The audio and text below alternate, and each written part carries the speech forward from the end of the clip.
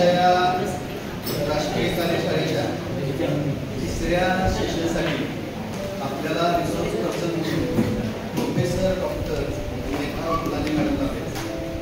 मी त्यांचा थोडक्यात परिचय झालेला आहे. डॉक्टर फुलाने मॅडम या शिक्षणशास्त्र विस्तार विभाग सावित्रीबाई फुले विद्यापीठाच्या माजी प्रमुख आहेत. मॅडमचे शिक्षण MSc ML PhD असे आहे. मॅडम PhD भौतिकशास्त्र आणि शिक्षणशास्त्र अशा दोन्ही विषयांमध्ये केली आहे. डॉक्टर फुलाने मॅडम यांचा पदव्युत्तर पदवीसाठी 23 वर्षाचा व उच्च माध्यमिकसाठी 5 वर्षाचा अध्यापनाचा अनुभव आहे. मॅडमनी विज्ञान व गणित शिक्षण, पर्यावरण शिक्षण, शैक्षणिक मानसशास्त्र, समावेशक शिक्षण या संशोधन क्षेत्रामध्ये उल्लेखनीय कामगिरी केली आहे. डॉक्टर फुलाने मॅडम यांनी एक मेजर व 9 मायनर संशोधन प्रकल्प पूर्ण केले आहेत. डॉक्टर फुलाने मॅडम यांच्या मार्गदर्शनाखाली 14 विद्यार्थ्यांना PhD प्रदान करण्यात आलेले आहे व 7 विद्यार्थ्यांचे PhDचे संशोधन कार्य चालू आहे. तसेच मॅडमच्या मार्गदर्शनाखाली MPhilच्या 25 विद्यार्थ्यांनी आपले संशोधन कार्य पूर्ण केले आहे. डॉक्टर फुलाने मॅडम यांचे राष्ट्रीय व आंतरराष्ट्रीय जर्नल्समध्ये 7 संशोधक लेख प्रसिद्ध झालेले आहेत. तसेच त्यांनी 50पेक्षा जास्त कॉन्फरन्स व सेमिनारमध्ये सहभाग नोंदवला आहे. डॉक्टर फुलाने मॅडम यांची सहलेखन म्हणून 4 पुस्तके प्रकाशित झाली आहेत व एका कॉन्फरन्स प्रोसिडिंगचे त्यांनी सहसंपादन केले आहे. डॉक्टर फुलाने मॅडम यांचे शिक्षण क्षेत्रातील प्रशासकीय योगदान हे फार मोलाचे आहे. मॅडमनी सावित्रीबाई फुले विद्यापीठाच्या अकॅडमिक काउन्सिलचे सदस्य व प्रशासकीय मूल्यांकन मंडळाचे अध्यक्ष म्हणून कामकाज पाहिले आहे. SNDT university Mumbai, spicer university Pune, Punyashwar Ahilyadevi Holkar Solapur university Solapur, SRPM university Nanded येथील अभ्यास मंडळाचे सदस्य म्हणून कामकाज पाहिले आहे. तसेच मॅडम विविध विद्यापीठांच्या विविध मंडळावर सदस्य म्हणून सध्या मॅडम कार्यरत आहेत. डॉक्टर फुलाने मॅडम या व्हिजिटिंग टीम NCBच्या सदस्य म्हणून कार्यरत आहेत. डॉक्टर फुलाने मॅडम यांनी आपल्या संशोधन कार्यासाठी व संशोधन लेख सादरीकरणासाठी ऑस्ट्रेलिया व USA या देशांना भेटी दिल्या आहेत. डॉक्टर फुलाने मॅडम यांना Maharashtra state secondary school teacher educators असोसिएशनचा पहिला बेस्ट टीचर एज्युकेटर अवॉर्ड मिळालेला आहे. मॅडमचा बायोडाटा खूप मोठा आणि उल्लेखनीय असे आहे. पण वेळेची मर्यादा लक्षात घेता की थोडक्यात त्यांचा परिचय आपल्याला संबोधणार. मी आता प्राचार्य डॉक्टर PM पाटील सर यांना विनंती करतो की डॉक्टर मेघा फुलाने मॅडम यांचं स्वागत सांगली शिष्य संस्थेचा इतिहास हा ग्रंथ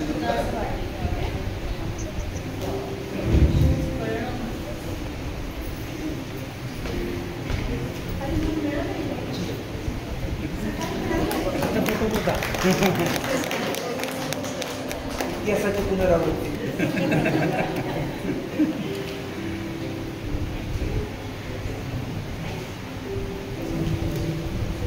प्रोफेसर डॉक्टर मेघा फुलाने मॅडम आज डाटा ॲनालिसिस या विषयावर मार्गदर्शन करणार आहे.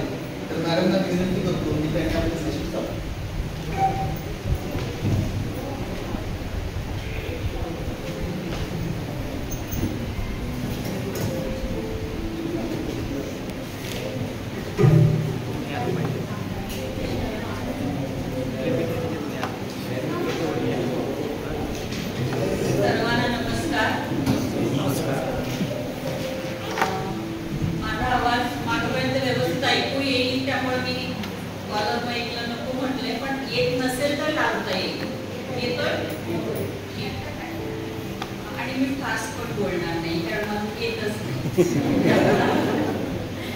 काही अडचण येणार नाही असं वाटतं.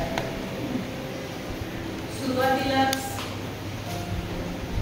संस्था महाविद्यालयाचे प्राचार्य त्यांचा सगळा इतका तत्पर संघ, विशेषतः युवराजन मला त्याच्यावर कॉन्टॅक्ट करून या सगळ्या गोष्टींबद्दल अपडेट्स देत राहिला.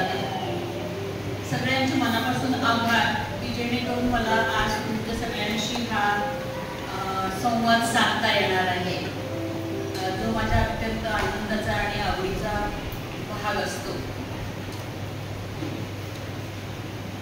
अत्यंत चांगल्या शब्दात ओळख करून दिली.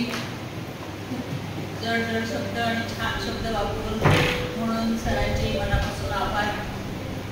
आजच्या सेशनसाठी मला दिलेला टॉपिक आहे data analysis in educational research.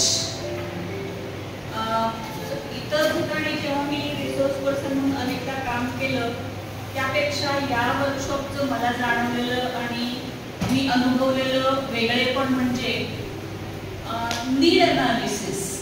तुमचे सगळ्यांचे टॉपिक्स कलेक्ट करणं आणि ते सगळे आमच्याशी शेअर करणं, आमची परत मीटिंग घेणं आणि यातून हे लक्षात आलं की मेनली सगळ्यांचं काम हे क्वांटिटेटिव्ह रिसर्चेसमधलं आहे. त्यामुळं माझ्या सेशनमध्ये अपेक्षा ही आहे की क्वांटिटेटिव्ह आणि क्वालिटेटिव्ह अशा दोन्हीवरती बोलायला पाहिजे, पण मी 90% क्वांटिटेटिव्ह रिसर्चेसबद्दल बोलणार आहे आणि थोडा स्पर्श मी क्वालिटेटिव्ह डेटा अनालिसिसची करणार आहे. त्याचं कारण असं की काही लोक क्वांटिटेटिव्हला जोडून काही क्वालिटेटिव्ह डेटा कलेक्ट करतात किंवा करतील माझ्यासमोर असलेले रिसर्चर्स.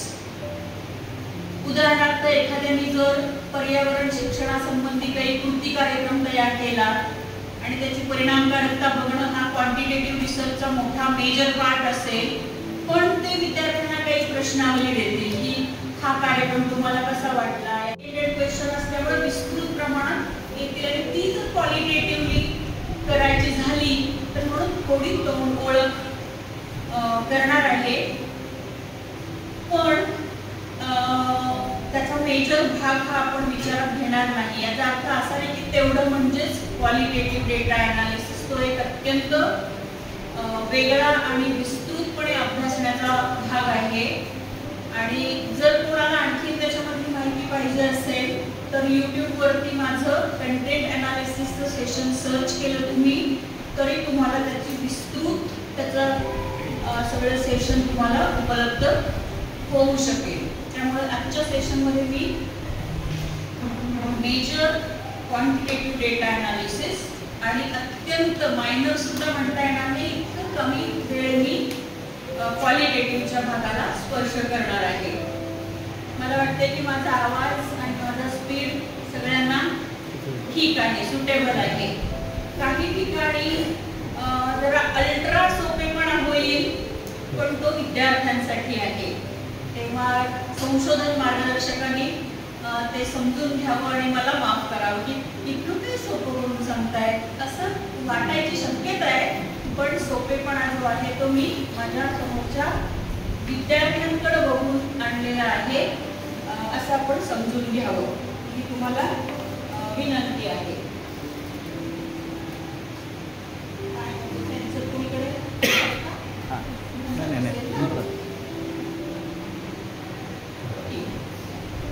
सेशनची आउटलाईन मी अशा प्रकारे प्लॅन केलेली आहे. या सेशनमध्ये आपण क्वांटिटेटिव्ह रिसर्चमध्ये व्हेरिएबल्स अँड कॉम्बिनेशन्स बघणार होतो, पण बराचसा भाग हा आधीच्या माझ्या 2 सहकार्यांनी व्यवस्थित पार पाडलेला आहे, त्यामुळे मी जास्त त्याच्यावरती वेळ घालवणार नाही. Scales of measurement.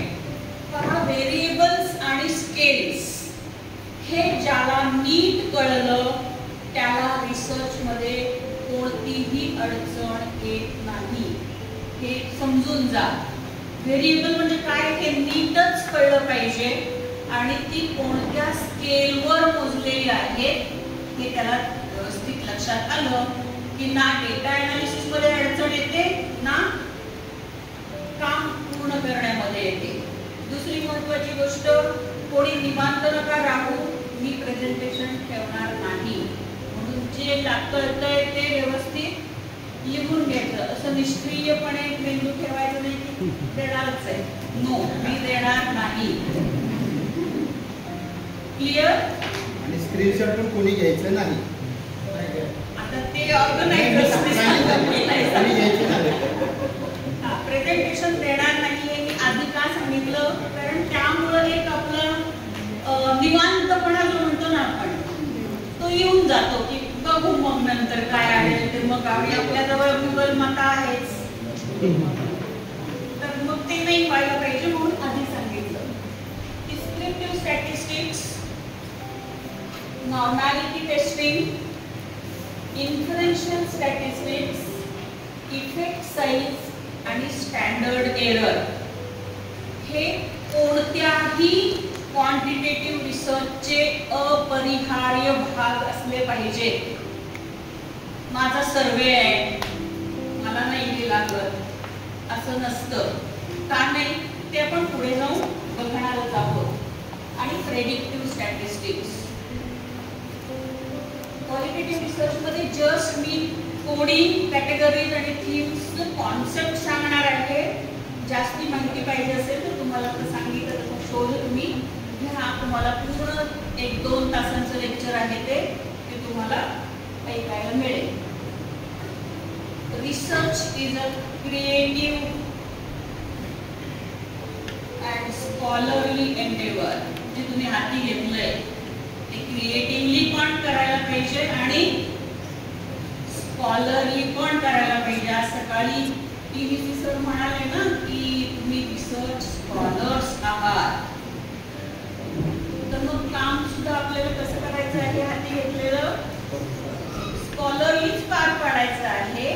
आणि तसाही रिसर्च हा स्कॉलरली करण्याचाच भाग आहे. तेव्हा आपण 4 टर्म्स मधला डिफरन्स समजावून घेऊया किंवा घेतला पाहिजे. डिस्कव्हरी, रिसर्च,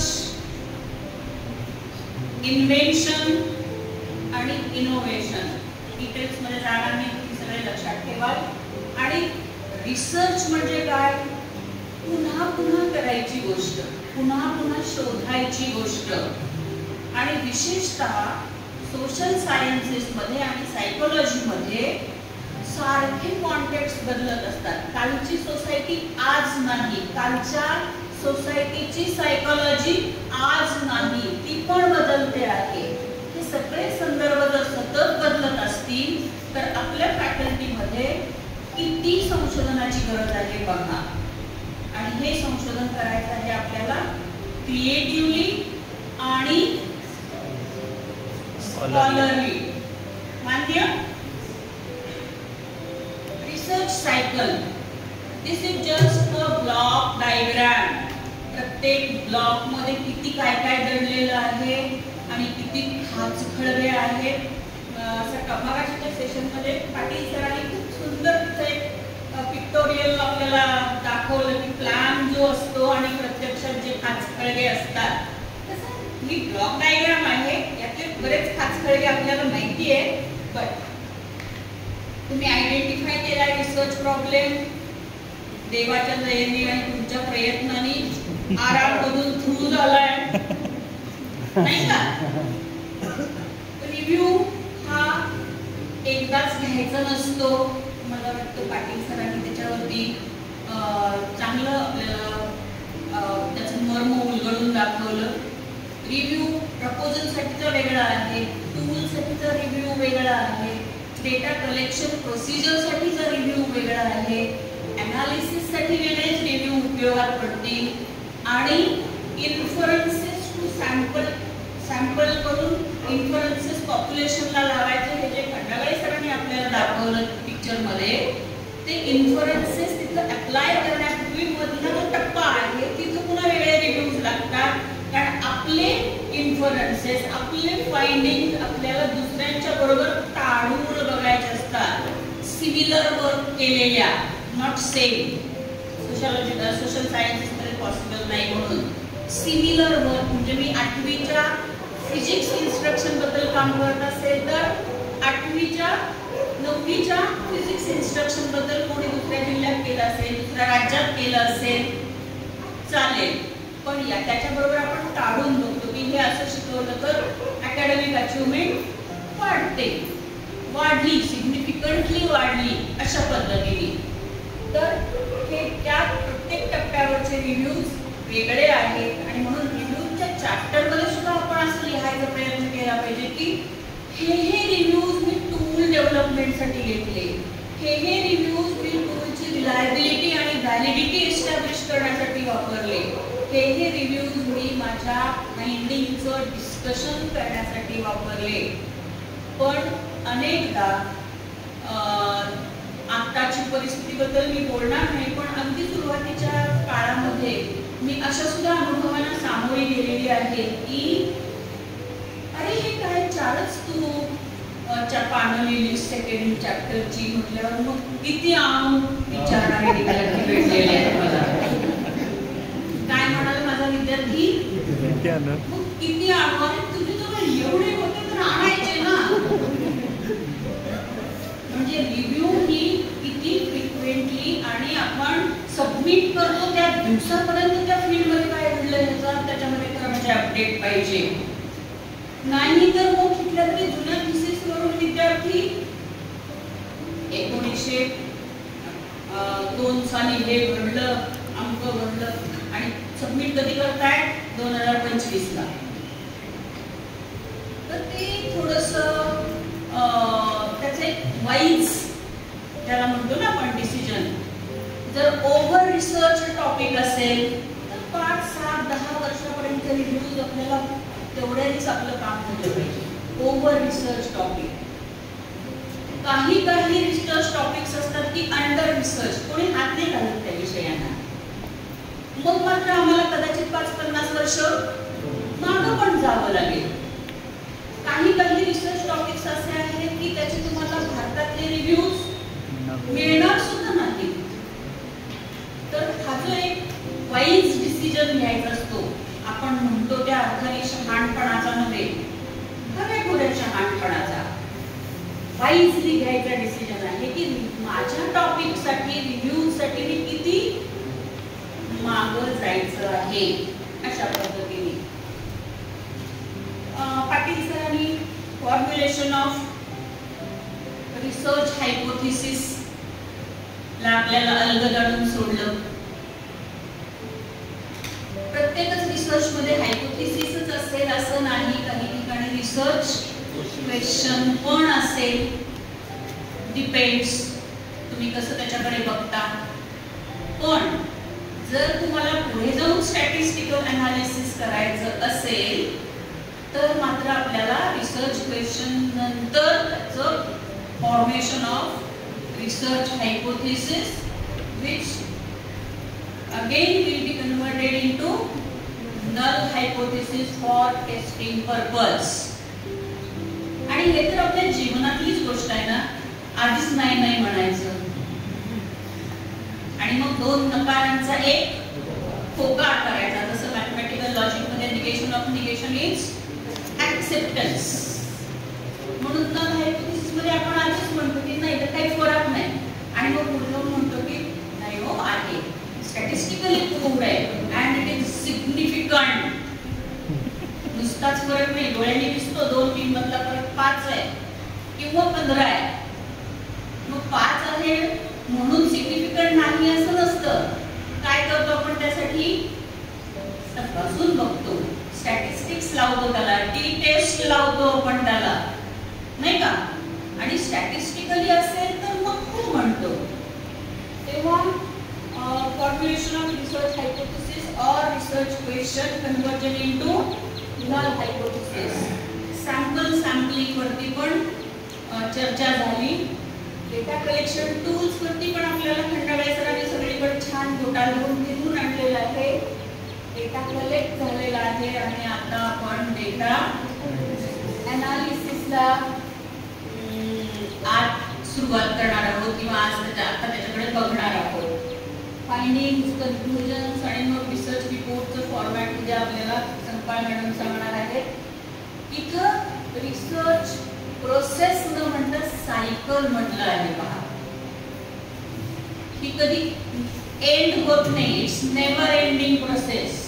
एकाचा रिसर्च संपतो तिथं दुसऱ्याचा रिसर्च सुरू होतो आणि या हायपोथेसिसनी हे प्रॉब्लेम संपला सुटला नाही तर अनदर रिसर्च हायपोथेसिस कडे जायचं आहे. म्हणजे आम्ही फ्रेम करतो तेवढं एकूण एक हायपोथेसिस त्या रिसर्च प्रॉब्लेम साठी असतं का? नाही, there R many.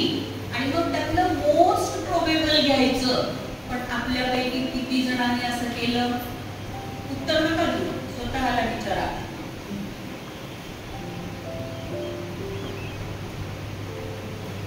Quantitative researches मध्ये मेनली सर्वेज कंडक्ट केले जातात. सर्वे म्हटलं की सर्वे असं आपलं एक माइंडसेट आहे. पण अगदी आपण सगळ्यांनी वापरलेल्या एमएडला असताना वापरलेल्या पुस्तकांपासून मुळे उमाठेच्या सर्वच पुस्तकांमध्ये सर्वेचे अनेक प्रकार दिलेले आहेत. त्यातला कोणता सर्वे आहे माझा, त्याचं ते मी डिटेलिंग वाचलं का, हे सर्वे करणाऱ्यांनी पाहूया.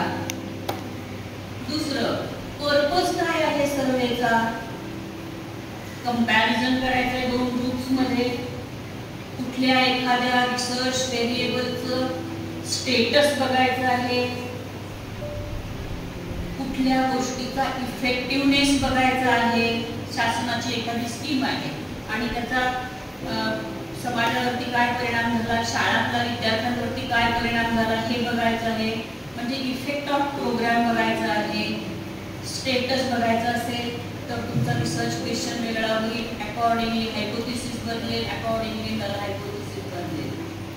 तुम्ही कंपॅरिझन करत असाल तर कोणाकोणाची कंपॅरिझन करताय आणि स्टेटस जेव्हा तुम्ही सर्वे करताय, या प्रकारचा कुठल्याही प्रकारचा सर्वे असेल, यावेळी अनेकदा तुमचा इंडिपेंडंट व्हेरिएबल हा ॲट्रिब्यूट व्हेरिएबल असतो, तो ऍक्टिव्ह असतो. ऍक्टिव्ह इंडिपेंडंट व्हेरिएबल नसतो तो.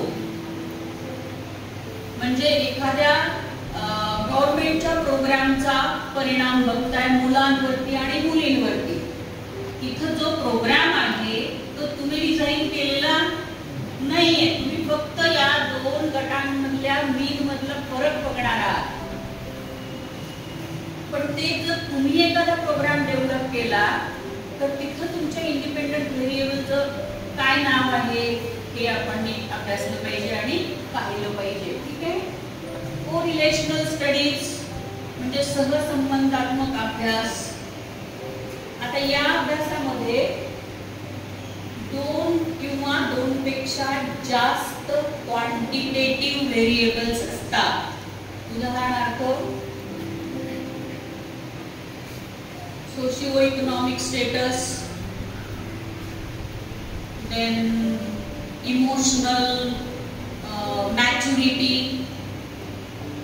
and academic achievement of PG students in Shivaji University.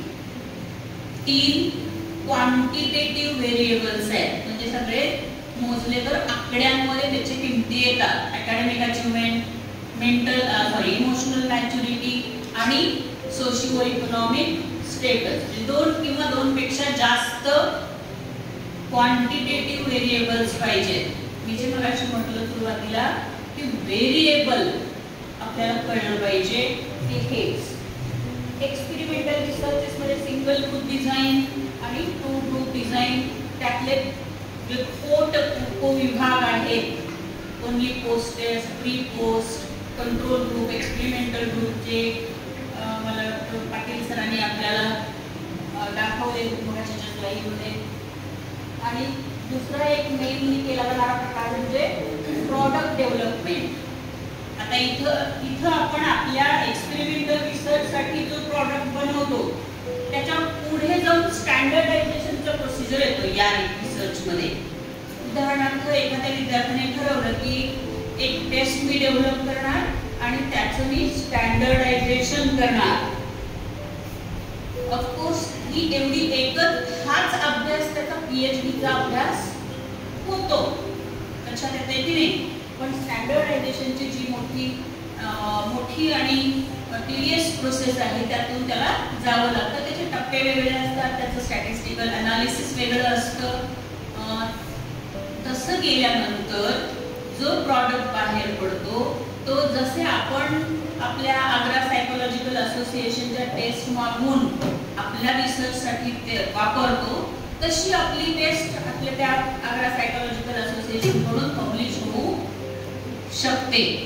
माझ्याकडे एका विद्यार्थिनीने रिझिलियन्स ऑफ स्कूल चिल्ड्रन याच्यावरती काम केलं. रिझिलियन्सची टेस्ट भारतामध्ये उपलब्ध नव्हती. तिचे एफर्ट्स तुमच्याबरोबर शेअर करायला मला आवडेल. ते जे बाटलीतलं भूत म्हणतात ना, काम फक्त सारखं, तशा पद्धतीची एक चांगली विद्यार्थिनी मला मिळाली. भारतामध्ये या प्रकारचं कुठलंही लिटरेचर नव्हतं उपलब्ध, टेस्ट तर नाहीच नाही. तर टेस्ट कशी असते, फक्त व्हेरिएबल तिला माहिती होते की रिझिलियन्स, आणि त्याच्यावरतीच मला काम करायचं मॅडम. या कामासाठी 25 लॅपटॉप वरती ते लोक तेव्हा $2 ती टेस्ट ओपन करून द्यायची लिंक.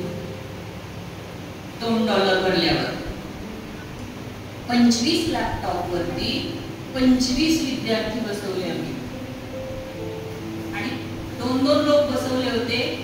एक जण तो टेस्ट समजून घ्यायचा आणि एक जण तो लिहून काढायचा टेस्ट आयटम, आणि उत्तर काय दिलं ते लिहून ठेवलं. रिझल्ट आल्यानंतर आपण दिलेली उत्तराला बरोबर म्हटलं की चूक म्हटलं हे पण माहित नाही ना आपल्याला, कशी तपासायची आहे ते. मग त्याचे इंटरप्रिटेशन असे 2-3 राऊंड केल्यावर आम्हाला टेस्टचं स्वरूप कळलं, आणि मग त्या मुलीने ती टेस्ट भारतीय कॉन्टेक्स्ट मध्ये तयार केली. हजारो विद्यार्थ्यांवरती 3 ट्रायआउट्स घेऊन ती स्टँडर्डाइज केली, आणि आता ती आग्रा सायकोलॉजिकल असोसिएशनच्या लिस्ट कॅटलॉग मध्ये इन्क्लुडेड आहे. तर असं सुद्धा आपल्याला नेटाने करायचं ठरवलं तर आपण करू शकतो. माझा रिसर्च नेमका कोणत्या प्रकारचा आहे यासाठी आपण अशा पद्धतीने विचार करावा. माझ्या संशोधनामध्ये काही एखादी मी ट्रीटमेंट देणार आहे का? जर उत्तर होय आलं तर पुढचा प्रश्न विचारायचा की is treatment controlled by researcher, म्हणजे मगाशी म्हटलं तसं का शासनानं तयार केलेला प्रोग्राम इम्प्लिमेंट करायचा आहे का मी तयार केलेला प्रोग्राम करायचा आहे. यस आलं तर रॅन्डम असाइनमेंट, कंट्रोल ग्रुप आणि एक्सपेरिमेंटल डिझाइन. जर उत्तर नो आलं तर no randomization, no control group, quasi experimental design और कॉजल कंपॅरेटिव्ह डिझाइन. जर आपल्या रिसर्च मध्ये ट्रीटमेंट किंवा मॅनिप्युलेशन ऑफ व्हेरिएबल नसेल तर is the primary purpose to examine relationship. मगाशी म्हटलं तसं की इमोशनल मॅच्युरिटी, अकॅडमिक अचिव्हमेंट आणि सोशिओ इकॉनॉमिक स्टेटस यामधलं रिलेशन बघणार आहे का मी? जर त्याचं उत्तर नाही आलं तर डिस्क्रिप्टिव्ह डिझाइन म्हणजे सर्वे, त्याच्यामध्ये ऑब्झर्वेशनल असेल किंवा सर्वे कंडक्ट करायचा असेल. आणि यस उत्तर आलं तर को रिलेशनल रिसर्च आहे. आता त्याच्यामध्ये 2 भाग, एक एक्सप्लेनेटरी कोरिलेशन डिझाइन म्हणजे फक्त व्हेरिएबल्सच्या बाबतीमध्ये काय करायचं की कोरिलेशन आहे की नाही हे बघायचं. आणि जेव्हा आपण कोरिलेशन कोइफिशियंट कॅल्क्युलेट करतो, आपण सगळ्यांनी एमएडमध्ये कोणतं टेक्निक वापरले कोरिलेशन कोइफिशियंट कॉम्प्युट करायला? सिंबल आर होता. पियर्सन की स्पियरमन? पियर्सन. आणि स्पियरमन सुद्धा फक्त कुठल्या स्केलवरती डेटा आहे त्यावरती आर की सिग्मा ठरतो हे आपण बघितलंय. आणि जर या एक्सप्लेनेटरी वरून जरी आपल्याला कळलं की समजा मी अभ्यासले 4 व्हेरिएबल्स आणि त्यातल्या 2 व्हेरिएबल्स मध्ये खूपच घनिष्ठ पॉझिटिव्ह हाय कोरिलेशन आहे. फॉर एक्झाम्पल इमोशनल मॅच्युरिटी आणि अकॅडमिक अचिव्हमेंट मध्ये खूप जास्ती स्ट्रॉंग कोरिलेशन आहे, 0.82 आलं समजा कोरिलेशन, तर आपल्याला प्रेडिक्शन कडे जाता येतं आणि रिग्रेशन इक्वेशन प्रपोज करता येतं. म्हणजे एवढं इमोशनल मॅच्युरिटी असेल विद्यार्थ्याची तर PGला हा विद्यार्थी इथपर्यंत स्कोअर करू शकेल अशा प्रकारचं एखादं इक्वेशन आपण प्रपोज करू शकतो, जे आपण आपलं नाव सुद्धा त्या इक्वेशनला देऊ शकतो जर आपण ते वारंवार तपासलं आणि ते खरं ठरलं तर. मोस्टली आपण एकदा PhD मिळाली की पुढे काही तुम्ही तसं करू नका. आता आपण डेटा अनालिसिसच्या या 4 टप्प्यांकडे बघूया. एक म्हणजे डेटा प्रिपरेशन. डेटा गोळा केला मग इतका साठला की कोणाकडे ते घेऊन जातो. खूप झाले हो मॅडम, काय करू याचं, नाही का? अरे हे तर तुला कुठं कळायला पाहिजे होतं जेव्हा टूल तयार केलं की मी हे कसं अनालाइज करणार आहे. म्हणजे तुम्हाला सगळ्यांना माझं हे सांगणं आहे की जेव्हा तुम्ही टूल तयार करताय तेव्हाच तुमचा अनालिसिसचा प्लॅन तयार पाहिजे. आणि दुसरं म्हणजे सर्वे सारखे डिझाईन जेव्हा आपण प्लॅन करतो तेव्हा आपण हे अगदी छान लक्षात ठेवायचं आहे की मी शिक्षणशास्त्रातली हायेस्ट पदवी आता घेणार आहे आणि त्याच्यासाठी जर हे सादरीकरण आहे तेव्हा obviously it should be much higher level. It should be at much higher level than MA.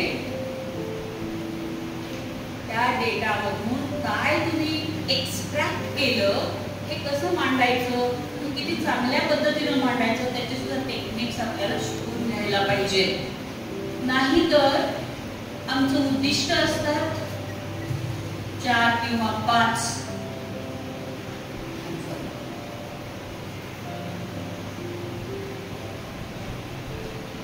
उद्दिष्ट असतात 4 किंवा 5 आणि आमचे निष्कर्ष असतात 182, 268 असे थिसीस मी बघितले. तुमचं सुदैव असेल आणि तुम्ही नसतील बघितले तर तुम्ही नशीबवान आहात. बघितले शेकडो निष्कर्ष निघतात. एक टायटल साठी तुम्ही गरज म्हणून 4 उद्दिष्टामध्ये तुमचं स्टेप्स स्प्लिट अप केल्या तर 180 निष्कर्ष कसे आले. निष्कर्ष कसे असतात, शिक्षकांच्या मते, विद्यार्थ्यांच्या मते आणि मग प्रत्येक प्रश्नाचं एक टेबल एवढ्याने हो म्हटलं एवढ्याने नाही म्हटलं. समजतंय ना? आणि प्रत्येक प्रश्नाचं उत्तर म्हणजे निष्कर्ष. तेव्हा अशा प्रकारची प्रश्नावली कशी चांगल्या पद्धतीनं विश्लेषित करावी हे आत्ताच्या सेशनमध्ये सांगणं शक्य नाहीये, परंतु तुम्ही हे शिकून घ्या आणि ह्या पद्धतीने करू नका. विशेषतः जो त्यांचा डेमोग्राफिक डेटा विचारलेला असतो तो विश्लेषित करायचा नसतो. तो विश्लेषित करायचा असतो आणि फक्त एका पॅराग्राफमध्ये मांडायचा असतो की या अभ्यासामध्ये जे रिस्पॉन्डंट्स आहेत, पार्टिसिपंट्स आहेत, काय समजा 200 लोक आहेत, त्यांचा वयोगट इथून इथं आहे, रेंज द्या. प्रत्येकाचं मग 10 ते 15 अनुभव असलेले एवढ्यांच्यामध्ये एवढं असं नाही करायचं.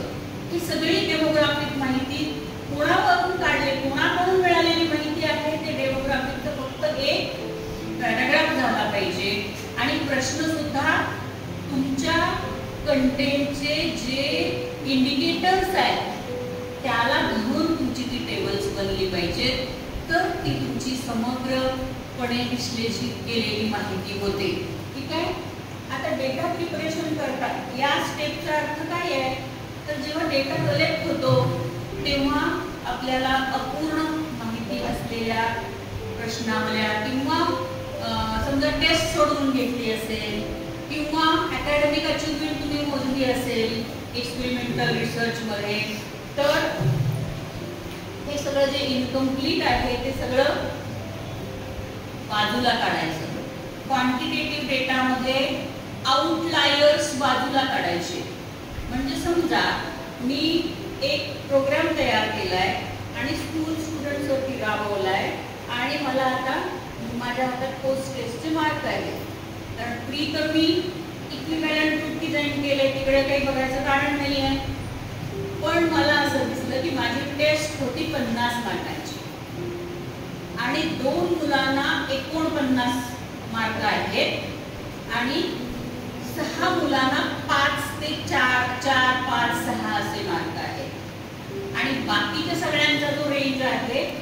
30 ते 38च्या मध्ये आहे. हायपोथेटिकल एक्झाम्पल सांगते आहे.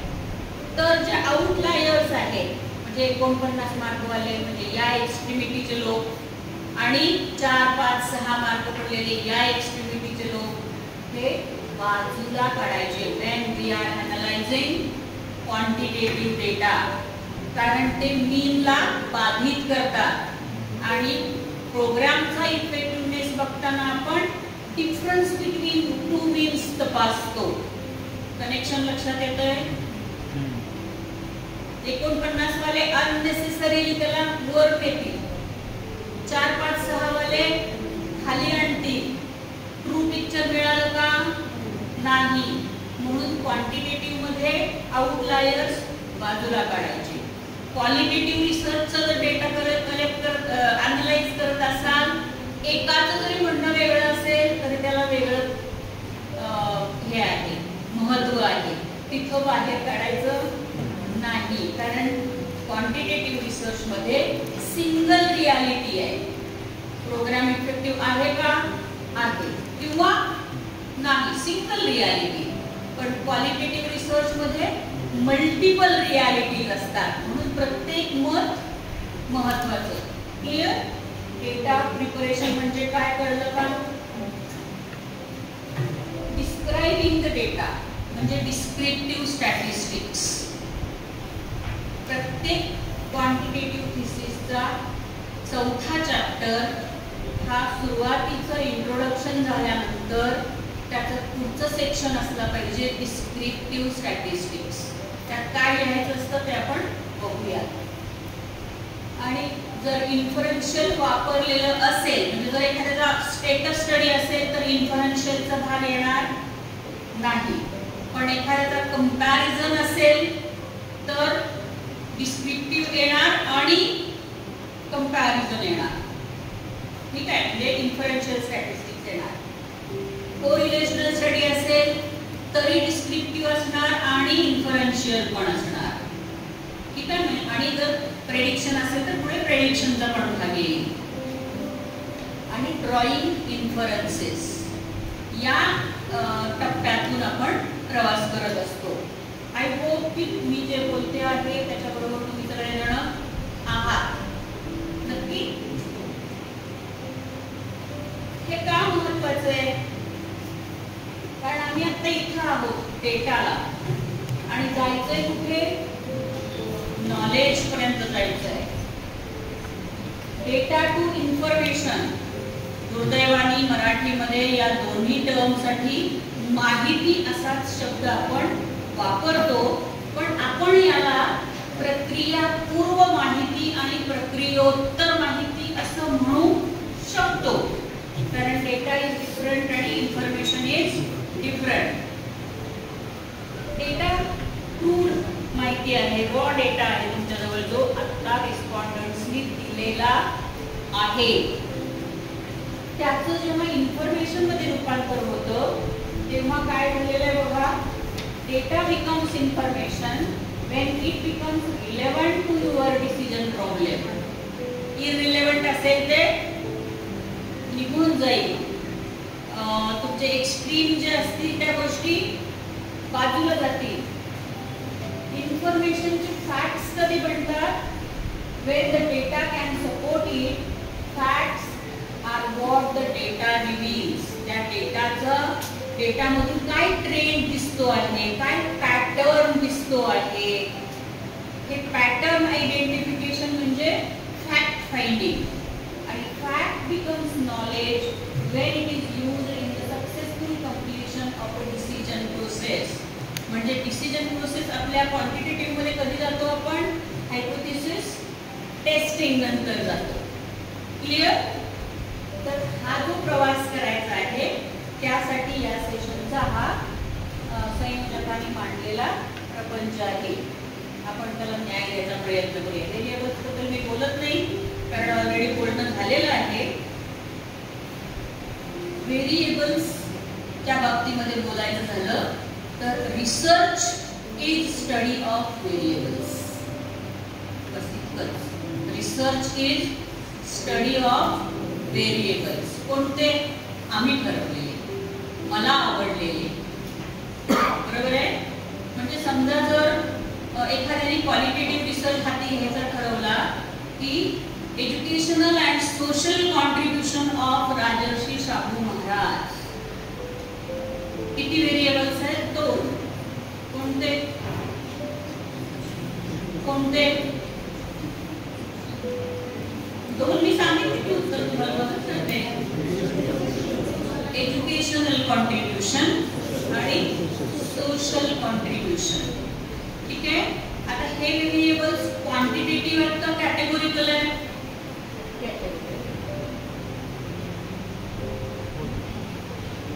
व्हेरिएबल्सचा हा प्रकार माहिती का तुम्हाला? क्वांटिटेटिव्ह आणि कॅटेगोरिकल व्हेरिएबल्स. म्हणून मी म्हटलं की व्हेरिएबल्स आणि स्केल्स नीट कळले असतील तेव्हाच आपला रिसर्च सुकर होणार, सोपा होणार, आनंदाचा प्रवास होणार. हे दोन्ही व्हेरिएबल्स कसे आहेत? कॅटेगोरिकल आहे, कारण त्याचं उत्तर अंकांमध्ये येणार नाहीये, त्याचं उत्तर शब्दांमध्ये येणार आहे. भले त्या डेटामध्ये काही फोटो असतील शाहू महाराजांच्या कामाचे, पण त्याचा आपण ट्रान्सक्रिप्ट तयार करणार आहे. म्हणजे फायनली त्याचा डेटा कशाच्या फॉर्म मध्ये आहे? शब्दांच्या. Categorical. Academic achievement is quantitative variable, कारण मार्क अंकांमध्ये मिळतात. ठीक आहे. ठीक आहे, एवढी एक स्लाइड आपण बघूया. व्हेरिएबल्स कडे बघताना 4 टप्प्यांमध्ये विचार करायचा आहे. पहिला टप्पा मगाशी बोललो आपण, can be identified as categorical or quantitative. Variable एक तर टायटल वाचलं की व्हेरिएबल कळले पाहिजे. व्हेरिएबल बघितला की आपल्याला तो क्वांटिटेटिव्ह आहे की कॅटेगोरिकल आहे हे कळलं पाहिजे. पुढे जाऊन जर एक्सपेरिमेंटल रिसर्च असेल तर त्यातला डिपेंडंट कोणता आणि इंडिपेंडंट कोणता. जर इंडिपेंडंट व्हेरिएबल असेल तो पण काय असणार आहे? कॅटेगोरिकल असणार आहे, कारण तो त्या विशिष्ट प्रोग्राम, एन्व्हायरमेंटल अवेअरनेस प्रोग्राम किंवा विमेन एज्युकेशन प्रोग्राम, म्हणजे ते काय आहे? शब्द आहेत ना. कॅटेगोरिकल व्हेरिएबल म्हणजे एक्सपेरिमेंटल रिसर्च मध्ये एक कॅटेगोरिकल आणि एक किंवा एकापेक्षा जास्त क्वांटिटेटिव्ह व्हेरिएबल्स, हे कॉम्बिनेशन असणार आहे. ठीक आहे. Variables can be divided into continuous and discrete variables.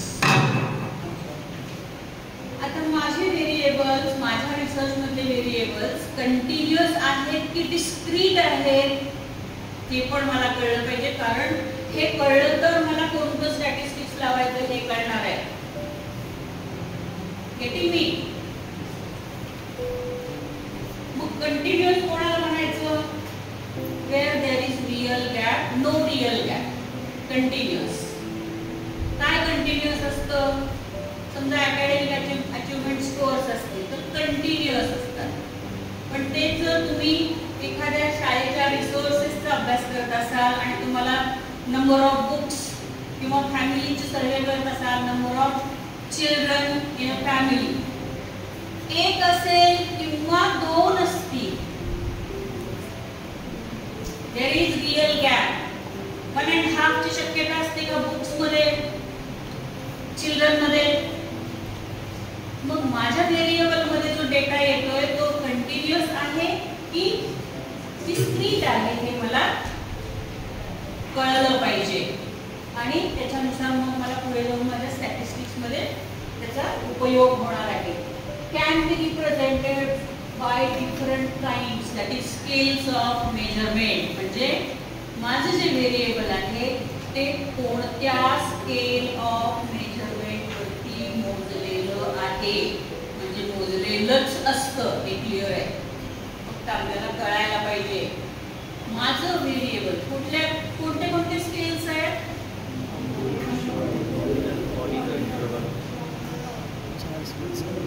मला आता याची गरज नाही झालं.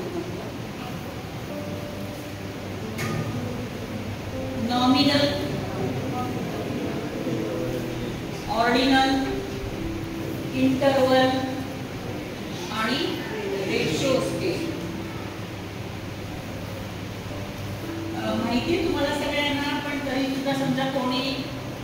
विसरलं असेल तर म्हणून थोडक्यात सांगते.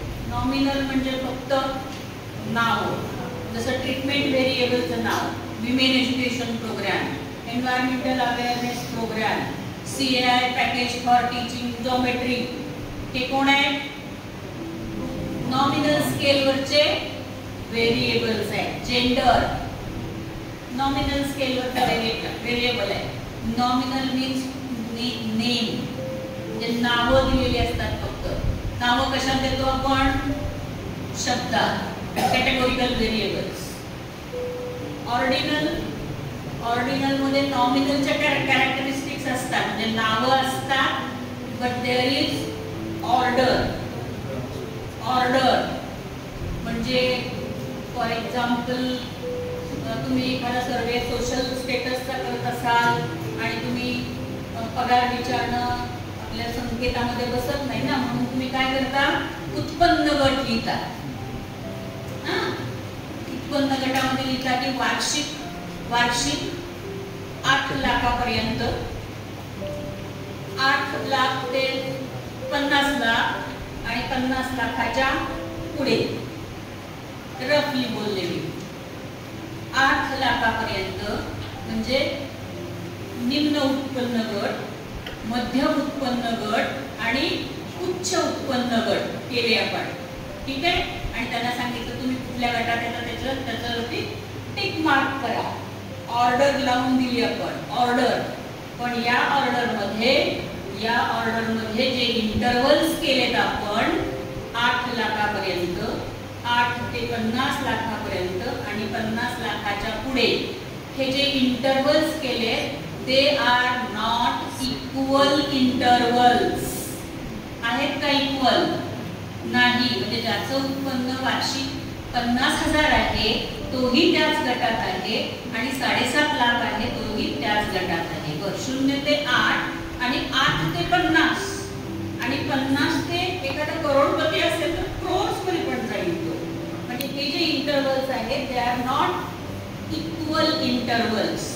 आणि म्हणून या दोन स्केल्स वरती मोजलेला डेटा ॲनलाइज करण्यासाठी वेगळ्या प्रकारचं स्टॅटिस्टिक्स लावावं लागतं आणि इंटरव्हल आणि रेशोसाठी वेगळं स्टॅटिस्टिक्स लावावं लागतं. आपण सगळ्यांनी आधीच शिकले, 10वी पर्यंत शिकलेलं स्टॅटिस्टिक्स आपण वापरणार आहे, फक्त वापरायचंय. नव्यानं काही शिकलोय का? 10वीला शिकलोय की सगळं मीन, मीडियन, मोड, व्हरायबिलिटी, स्टँडर्ड डेव्हिएशन सगळं 10वीच्या पुस्तकात शिकलोय आपण. नसेल तरी एमएडला तर शिकलोच आहे, बीएडला शिकलो आहे, नाही का? रेशो स्केल मुद्दामून रेट केलेला आहे कारण जेव्हा आपण सायकोलॉजी आणि एज्युकेशन मध्ये काम करतो तेव्हा रेशो स्केल वरती आपल्याला काम करता येत नाही, because there is no true zero.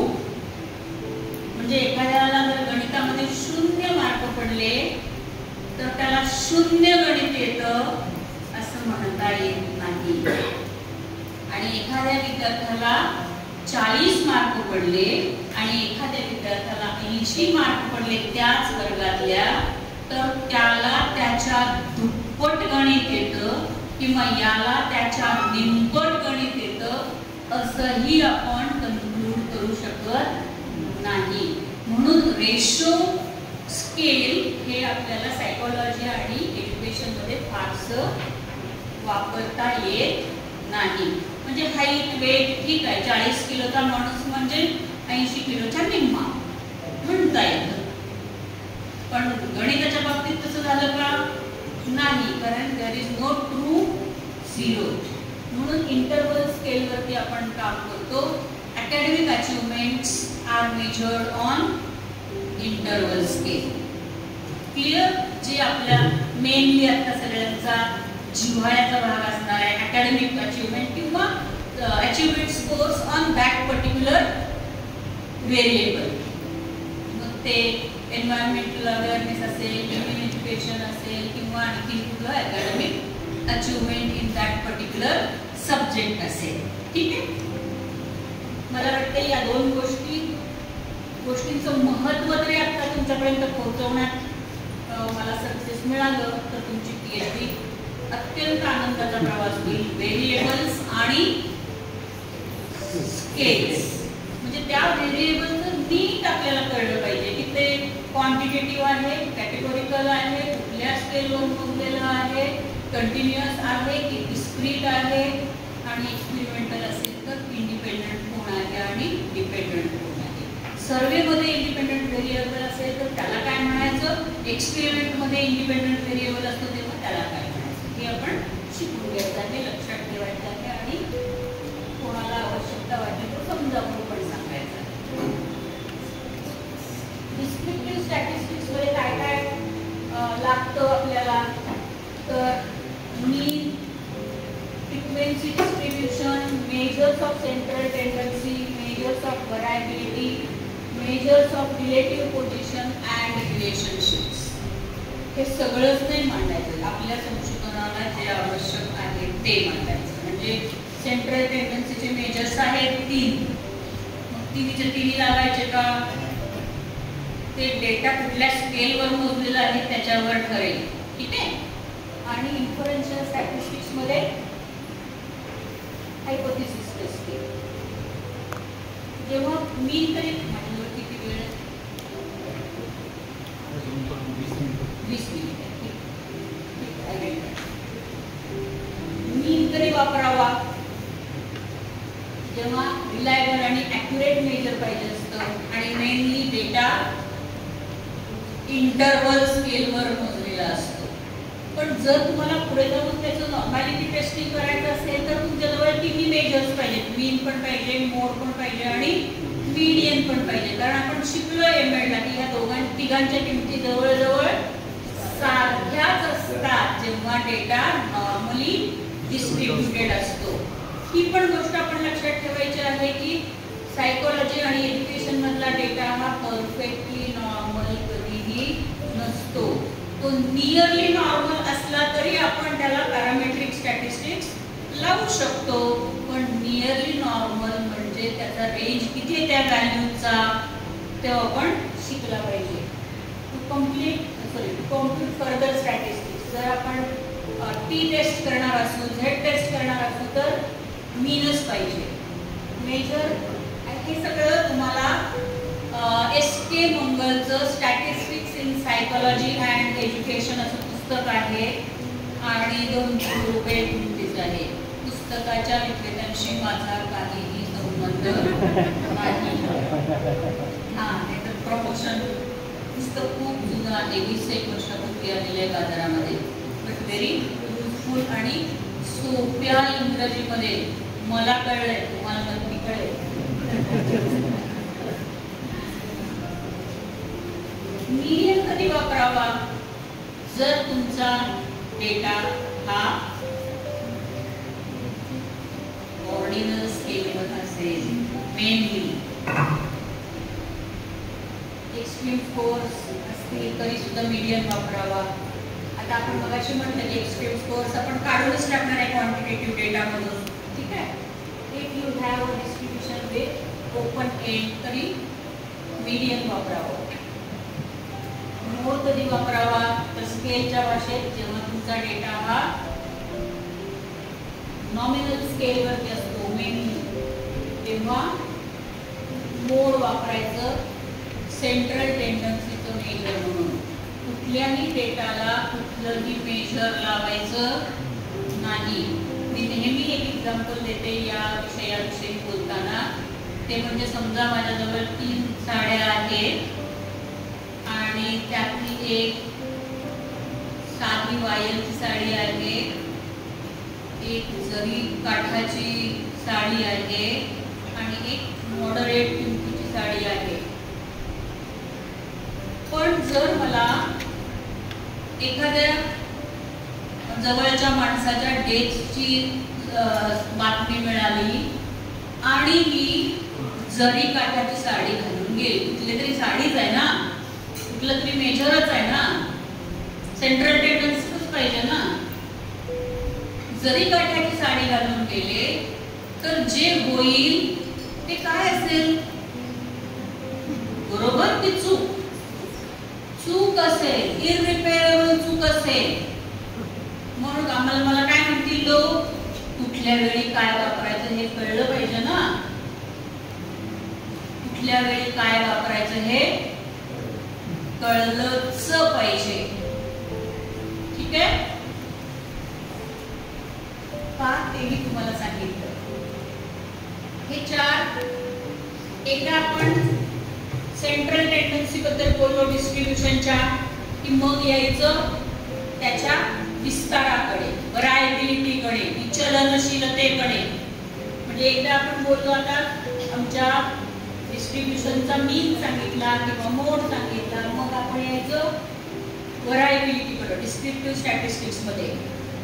तर जेव्हा आपल्याला हायर स्टॅटिस्टिक्स कॉम्प्युट करायचं असतं तेव्हा one and only one standard deviation. बाकीचे सगळे ॲस्पेक्ट्स गरजेनुसार बदलतात आणि मुख्यत्वे तुमच्या स्केल ऑफ मेजरमेंट नुसार. पण जवळजवळ सर्वांचे कृती कार्यक्रम आणि त्याचा परिणामकारकता असे अभ्यास आहेत. त्यामुळे तुम्हाला काय लागणार आहे, स्टँडर्ड डेव्हिएशन. ठीक आहे, क्लिअर. हेही टेबल तुम्हाला मुंबईच्या पुस्तकात मिळेल. रिलेटिव्ह पोझिशन्स बद्दल आपण जास्ती बोलणार नाही आहोत, कारण की जर आपला अभ्यास हा टेस्ट डेव्हलपमेंट अँड स्टँडर्डायझेशन असेल तर आपल्याला हे स्टॅटिस्टिक्स लागतं. म्हणजे काय, झेड टी ह्या सगळ्या ज्या व्हॅल्यूज आहेत किंवा त्याचं शततम म्हणजे डेकाईल, पर्सेंटाईल, हे सगळ्या गोष्टी लागतात स्टँडर्डायझेशन मध्ये. तुमच्यापैकी कोणाचाही अशा प्रकारचा अभ्यास नाही म्हणून आपण त्याच्यावरती जास्त बोलूया नको. याशिवाय आपण फ्रिक्वेन्सीज बद्दल बोलतो जर आपलं व्हेरिएबल नॉमिनल डेटावरचं असेल तर, म्हणजे मोड. आणि प्रपोर्शन्स बाबत पण बोलतो. म्हणजे जर तुम्हाला क्वांटिटेटिव्ह डेटा, जर स्टेटस स्टडी असेल विशेषतः, तर तुम्हाला फ्रिक्वेन्सीज आणि प्रपोर्शन याची मदत घेऊन तुमच्या डेटाची मांडणी व्यवस्थित करता येते. याशिवाय इथं आपण याच्या प्रेझेंटेशन म्हणजे डिस्क्रिप्टिव्ह स्टॅटिस्टिक्सच्या पार्टमध्ये आपण चार्ट वापरू शकतो, टेबल वापरू शकतो, ग्राफ सादरीकरणासाठी वापरू शकतो. आणि या किंमतींचा उपयोग करून आपल्या चौथ्या डेटा अनालिसिसच्या चॅप्टरचा पहिला सेक्शन हा डिस्क्रिप्टिव्ह स्टॅटिस्टिक्स असा पूर्णपणे येऊ शकतो. मग इन्फरन्शियल स्टॅटिस्टिक्स एवढं पचलंय का, जाऊया पुढे. Way to use parametric test. आता स्टॅटिस्टिक्स मध्ये पॅरामेट्रिक आणि नॉन पॅरामेट्रिक असे दोन भाग आहेत. आता way to use parametric test, तर तुमचा जो डेटा आहे तो नॉर्मल पाहिजे. आता इथं मी तुमच्या हे निदर्शनाला आणू इच्छिते की जर तुमचा सिंगल ग्रुप डिझाईन असेल तर तुमच्या प्री टेस्टचं पण तुम्हाला डिस्क्रिप्टिव्ह स्टॅटिस्टिक्स मांडलं पाहिजे आणि पोस्ट टेस्टचं पण डिस्क्रिप्टिव्ह स्टॅटिस्टिक्स मांडलं पाहिजे. जर तुमचा एक्सपेरिमेंट हा 2 ग्रुप डिझाईन असेल तर ऑलरेडी तुम्ही पहिल्या पार्ट मध्ये 2 इक्विव्हॅलंट ग्रुप केलेले आहेत. म्हणजे त्याचं स्टॅटिस्टिक्स हे इक्विव्हॅलंटच आहे. पण तिथं तुम्हाला कंट्रोल आणि एक्सपेरिमेंटलचं डिटेल डिस्क्रिप्शन डिस्क्रिप्टिव्ह स्टॅटिस्टिक्स बाबतचं द्यावं लागेल. आणि मग तुम्हाला नॉर्मॅलिटी टेस्टिंग करावं लागेल. आता नॉर्मॅलिटी टेस्टिंग म्हणजे काय आणि त्याची काय गरज असते ते आपण थोडंसं बोलूया. जसं मगाशी खंडागळे सर म्हणाले की डेटा जर तुम्ही जास्त लोकांकडून कलेक्ट केला, तो रिप्रेझेंटेटिव्ह असला आणि सॅम्पल साईज जर मोठा असेल तर आपोआपच तो ग्राफ, तो जो डिस्ट्रीब्युशन आहे ते नॉर्मल येतं. पण जेव्हा तुम्ही तुमचा प्रयोग करायला कुठल्या तरी शाळेत कॉलेजात जाल तेव्हा तुम्हाला या डिव्हिजन मधले 10 विद्यार्थी, त्या डिव्हिजन मधले 10 विद्यार्थी, पलीकडच्या शाळेतले 10 विद्यार्थी, तिसऱ्या कुठल्या तरी शाळेतले, असं करून प्रयोग करता येतो का?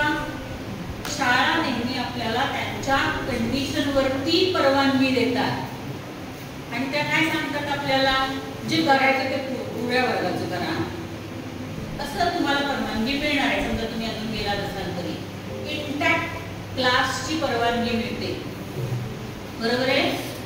आणि मग हा इंटॅक्ट क्लास तुम्ही निवडला, हे आहे का बरं random sampling, probability based sampling आहे का. आता कंडिशन अशी आहे की पॅरामेट्रिक स्टॅटिस्टिक्स तेव्हाच लावायचं जेव्हा तुम्ही प्रोबॅबिलिटी बेस्ड सॅम्पल निवडलं असेल.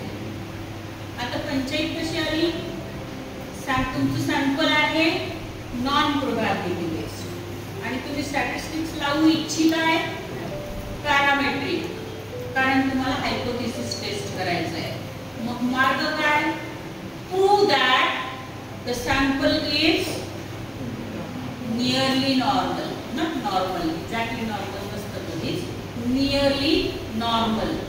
हे केल्याशिवाय हायपोथेसिस टेस्टिंगला जायचं नाही, जाऊ नये, ठीक आहे. आणि ते करण्यासाठी जी टेस्ट लावली जाते त्याचं नाव आहे नॉर्मॅलिटी टेस्टिंग, ठीक आहे. तर ते नॉर्मॅलिटी टेस्टिंग करा. नॉर्मल आलं तर लावा पॅरामेट्रिक, नाही नॉर्मल आलं तरी घाबरायचं कारण नाही. नॉर्मल नसलेल्या डेटाला सुद्धा नॉन पॅरामेट्रिक स्टॅटिस्टिक्स लावून आपल्याला निष्कर्षाप्रत जाता येतं. ओनली लिमिटेशन इज पॅरामेट्रिकला जी जनरलायझेशनची शक्यता असते ती नॉन पॅरामेट्रिकला कमी होते, पण त्यामुळे तुमच्या संशोधनाला काही फारशी बाधा येत नाही, ठीक आहे. The variables involved must be measured in interval or ratio scale. The observations must be independent. The inclusion or exclusion of any case in the sample should not unduly affect the result of the study. And the populations must have same variance. Variance म्हणजे काय? Sigma square. Square of the standard deviation. Standard deviation काढायचं, दोघांचं square करायचा दोन्ही गटांचा, आला का बघायचं जवळपास, ठीक आहे. त्याला म्हणतो होमोस्केडॅस्टिसिटी.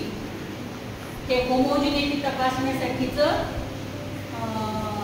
कॅल्क्युलेशन आहे. सिग्मा स्क्वेअरचं कॉम्प्युटेशन म्हणजे स्क्वेअर ऑफ स्टँडर्ड डेव्हिएशन, ठीक आहे.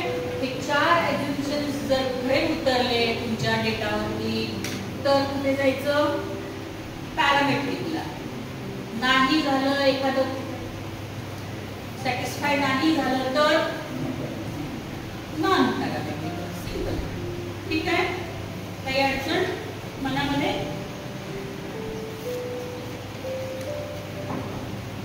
नॉर्मल डेटाचा स्क्यूनेस किती असतो, 0. स्क्यूनेसचा फॉर्म्युला अत्यंत सोपा आहे. काही तुम्हाला 10, 20, 25 हजार देऊन SPSS करण्याची गरज नाही. खूप पैसे भर आले असतील तर गरजू विद्यार्थ्यांना वया पुस्तकं घेऊन द्या. स्क्यूनेसचा फॉर्म्युला कुठल्याही स्टॅटिस्टिक्सच्या पुस्तकात आहे, अत्यंत सोपा आहे. साध्या कॅल्क्युलेटरने आपण तो करू शकतो. तेव्हा SPSS करायलाच पाहिजे असं नाही, तुम्हाला येत असेल तर करा. कुर्टोसिस कॅल्क्युलेट करायचं, पर्सेंटाइल वरून फॉर्म्युले आहेत आपल्याजवळ, त्यावरून कुर्टोसिसची 0.263 एवढी व्हॅल्यू आली किंवा थोडी आजूबाजूला आली तर नियरली नॉर्मल आहे म्हणायचं आणि 1ला टिक मार्क करायचं. नॉर्मलिटी आहे का, आहे. क्लिअर. दोनच त्याचे इंडिकेटर, एक स्क्यूनेस आणि दुसरा कुर्टोसिस.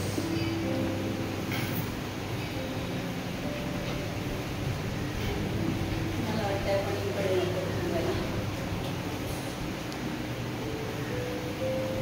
Basic concepts of hypothesis testing.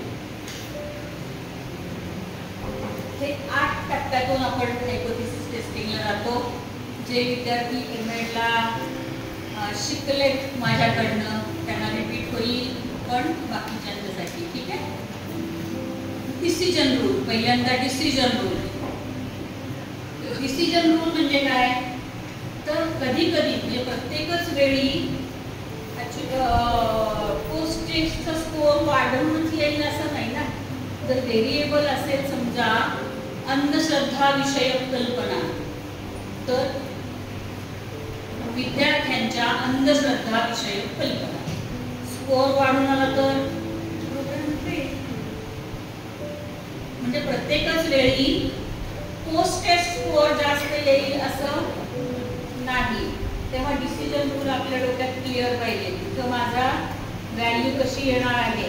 नंतर आपण ती मॉड मध्ये घालतो, पण मायनस आली तरच बरोबर आहे, प्लस आली तर चुकेल, म्हणजे गडबड झाली प्रोग्राम मध्ये किंवा एनी अदर व्हेरिएबल मध्ये, तेव्हा डिसिजन रूल हा येईल. नंबर टू इज मी कोणत्या लेवलला चेक करणार आहे, 0.05 किंवा 0.01. संकेत असा आहे की एखादा एक्सपेरिमेंट जेव्हा पहिल्यांदा होत असतो तेव्हा तुम्ही 0.05 ला काम करावं. ठीक आहे. वारंवार केलेला प्रयोग असेल तर 0.01 ला जावं. आपण तर पहिल्यांदाच करतो आणि माझ्या दोषात डिक्लेअर करतो की हे काम या परिसरात या सॅम्पलवरती पूर्वी झालेलं म्हणून आता पास करा माझ्या आरामध्ये. लिहितो की नाही आपण असं प्रपोजल मध्ये. मग डायरेक्ट 0.01 ला जावं का?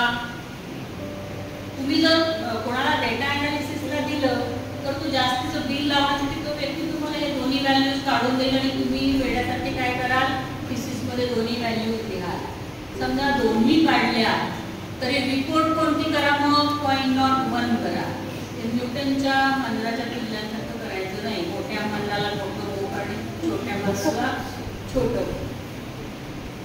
आणि परत म्हणायचं अजून त्यात सुद्धा असं झालं मग आम्ही तर काय असं नको व्हायला. तेव्हा संकेत काय आहे, 0.05 ला केलं तरी चालेल. समजा तुम्ही उत्साहाने 0.05 आणि 0.01 केलं तरी रिपोर्ट मात्र एकच करा. दोन्ही करू नका. याला आणि शिवाय जोरात लिहितात विद्यार्थी. 0.05 ला पण आहे आणि 0.0 आणि 0.01 ला आहे तर 0.05 ला असणारच आहे, नाही का? दोन्ही रिपोर्टिंगची गरज नाही. या काही छोट्या छोट्या गोष्टी आहेत तुम्हाला लक्षात ठेवणं गरजेचं आहे. लेवल ऑफ सिग्निफिकन्स बद्दल बोलतो आपण. Null hypothesis statement. Null hypothesis statement करूनच घेतो आपण. There is no significant difference between these two means असं म्हणतो. टाईप 1 टाईप 2 एरर, त्याचं भान ठेवावं लागतं. कारण चुकीची गोष्ट नाकारली तर ठीक आहे, पण स्वीकारली तर एरर येणार आहे. बरोबर गोष्ट स्वीकारली तर ठीक आहे, नाकारली तर घोटाळा होणार आहे. कोणता घोटाळा जास्त सिरियस ते तुम्ही थोडं विचार नंतर करा आणि मला कळवा. 1 tail and 2 tail test. 1 tail आणि 2 टेल टेस्ट असतात. हायपोथेसिस नसतं. ठीक आहे. आता इथं पुन्हा मला ते सांगायचं आहे की आपण हे 1 टेल 2 टेल काय आहे, तर ह्याच्यासाठी वेगळे वेगळे टेबल व्हॅल्यूज आहेत आपल्या स्टॅटिस्टिक्सच्या बुकमध्ये. तुम्ही जर 1 टेल स्वीकारली तर 1 टेलच्या बरोबर तुमची कॅल्क्युलेटेड व्हॅल्यू तुम्ही कम्पेअर करता. 2 टेल स्वीकारली तर 2 टेलच्या व्हॅल्यू बरोबर करता. त्यांच्यामध्ये फरक आहे. ठीक आहे. आता हे का आहे ते आपण लक्षात घ्यायचं आहे. गॅरेटच्या पुस्तकामध्ये त्याचा फार सुंदर ग्राफिकल प्रेझेंटेशन सुद्धा दिलेलं आहे. ते जरूर तुम्ही बघा PhDच्या या सगळ्या प्रवासामध्ये.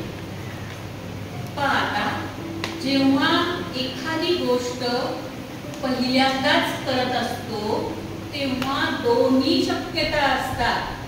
ती सक्सेसफुल होईल सुद्धा नाही सुद्धा.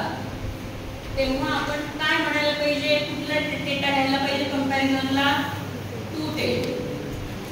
जर समजा वारंवार तपासणी केलेली गोष्ट असेल तर आता मला कळलंय की हे पॉझिटिव्हच येत आहे, तर सेकंड राऊंडला जर तुम्ही रिवाइज एक्सपेरिमेंट करत असाल त्याच व्हेरिएबलचा तर तुम्ही 1 टेलची व्हॅल्यू कंपॅरिझनसाठी घ्यायची आहे. ठीक आहे.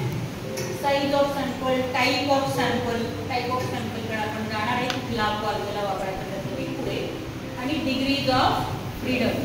तर वेगवेगळ्या गटांसाठी वेगवेगळे फॉर्म्युले आहेत, ते पण तुम्हाला गॅरेटमध्ये आणि मंगलच्या पुस्तकात इलिस्ट्रेशन अतिशय सोपेपणाने दिलेले आहेत, ती तुम्ही बघा. हे जे टाईप ऑफ सॅम्पल आहे त्यासाठी आपल्याला हे बघायचं आहे की कुठल्या केसमध्ये माझा अभ्यास बसतो आहे. लार्ज बट इंडिपेंडंट सॅम्पल,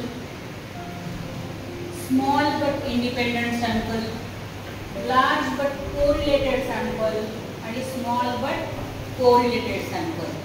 आता टायटल्स वाचल्यानंतर मला हे लक्षात आलं की तुमच्यापैकी बहुतेकांचे लार्ज बट कोरिलेटेड सॅम्पल्स येणार आहेत आणि लार्ज बट कोरिलेटेड आणि स्मॉल बट कोरिलेटेडला फॉर्म्युला तोच आहे, फक्त त्याचे सिम्बॉल्स वेगळे आहेत.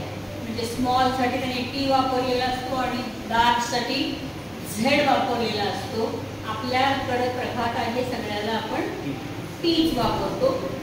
त्याच्यात काही हार्म नाही. तसेच तुम्ही पुढे जाऊ शकता. वरच्या दोघांसाठी वेगळे वेगळे फॉर्म्युले आहेत. या दोघांसाठी डिग्रीज ऑफ फ्रीडमला number of pairs -1, number of pairs -1. लक्षात ठेवा. कोरिलेशन स्टडी कोणाचाच नाही आहे, त्यामुळे आपण पुढे जाणार नाही आहोत. जरी आमचा डेटा इंटरवल स्केलवरचा आहे, तो होमोस्केडॅस्टिक पण आहे, म्हणजे सिग्मा स्क्वेअर रेंजमध्ये आहे, इंटरवल स्केलचा आहे, परंतु तो नॉर्मल नाही आहे. नॉर्मॅलिटी टेस्टिंग येत नाही आहे त्याचं. मग काय करायचं? तर मग नॉन पॅरामेट्रिक स्टॅटिस्टिक्स वापरायचं. पण डेटा मात्र इंटरवलचाच पाहिजे. ठीक आहे.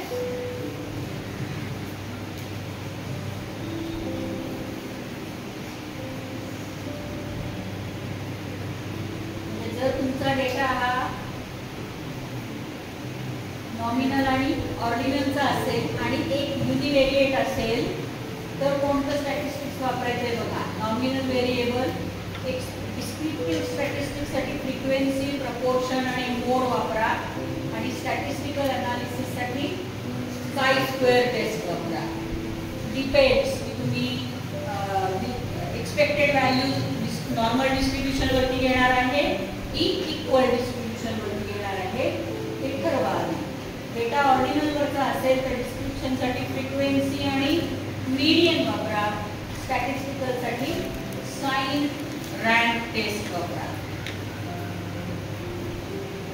बायव्हेरिएट असेल अनालिसिस, 2 व्हेरिएबल्स आहेत, फ्रिक्वेन्सी, प्रपोर्शन, मोड आणि इकडे काय स्क्वेअर वापरायची, पण ती असोसिएशन चेक करण्यासाठी वापरायची आणि मॅकनेमर्स टेस्ट वापरायची. त्याचा ऑप्शन त्याच्यात वेगळे वेगळे आहेत, त्यातला रिलेटेड वाला द्यायचा. बायव्हेरिएट आहे आणि ऑर्डिनल व्हेरिएबल आहे. तर डिस्क्रिप्टिव्ह स्टॅटिस्टिक्ससाठी फ्रिक्वेन्सी आणि मीडियन वापरा आणि स्टॅटिस्टिकल अनालिसिससाठी मनविटनी टेस्ट इंडिपेंडंट सॅम्पलची, विल्कॉक्सन टेस्ट डिपेंडंट व्हेरिएबलसाठी आणि फ्रीडमन टेस्ट जी जर तुमचे व्हेरिएबल्स हे मोर दॅन 3 सॅम्पलसाठीचे असतील, 2 व्हेरिएबल्स आणि सॅम्पल्स 3 पेक्षा जास्त, 3 वेगवेगळे गट असतील. टेस्ट कोणती वापरायची यासाठी एक चेकलिस्ट आहे ही. What type of response variable we have? कोणत्या स्केलवर मोजलं जातं response variable. Is it continuous और कॅटेगरिकल व्हेरिएबल ते बघा. How many groups are being studied और कम्पेअर्ड. समजा 3 ग्रुप्स असते तर मग अशी जसं फ्रीडमन वापरावी लागली असते. आणि जर पॅरामेट्रिकमध्ये 3 ग्रुप असतील तर एनोवा 3 गटातला फरक बघण्यासाठी. Is it 1, 2 or more? What is research question? Research question स्वरूप is it this? म्हणजे स्टेटस आहे or what is it? काय आहे? What assumptions can we safely make about data? The data normally distributed हे आपण अजून करू शकतो का? त्यानंतर variance of the homoscedastic आहे का? आणि are the groups dependent or independent? हे डिपेंडंट म्हणजे कोरिलेटेड वाल्या कॅरेक्टरिस्टिक्स जायचं. ठीक आहे.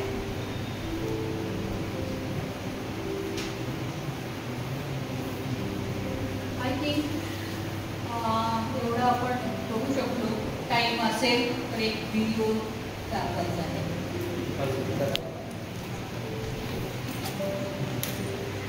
Thank you very much. आपल्याला हे बघायचं आहे ना क्वालिटेटिव्हच्या गोष्टी बघायच्या. मग आपण व्हिडिओ स्किप करू. तो काही नॉर्मॅलिटी टेस्टिंगचा व्हिडिओ नेटवरूनच मी पण घेतला. तुम्ही पण शोधून नेटवरून बघा. ठीक आहे.